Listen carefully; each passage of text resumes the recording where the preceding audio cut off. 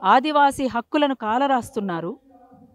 ఆదివాసీలకు autonomous council కావాలి, ఆదివాసీలకు అడవి మీద హక్కు కావాలి, 5th షెడ్యూల్ 6th షెడ్యూల్ కావాలి, పెసా చట్టం అమలు కావాలి.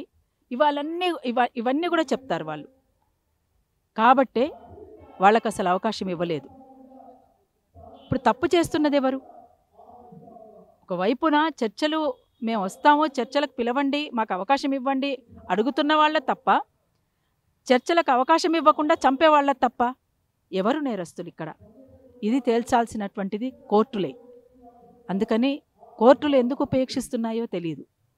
ఏది ఏమైనా ఇప్పటికైనా మించిపోయింది లేదు. చంపడం ఆపేసి కనీసం వాళ్ళను కోర్టులో హాజరుపరచండి.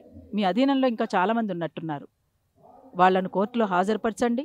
అవి కోర్టు చూసుకుంటుంది వాటికి సంబంధించి. ఫైనల్గా ఎన్నో ఉద్యమాలకు మీ గొంతు జత చేసి సాంస్కృతిక యుద్ధాన్ని చేసిన విమలక్క అమరవీరులను స్తుతిస్తూ ఒక్క పాట, ఇటీవల జరిగినటువంటి అమరవీరులకు స్తుతిస్తూ ఒక్క పాట.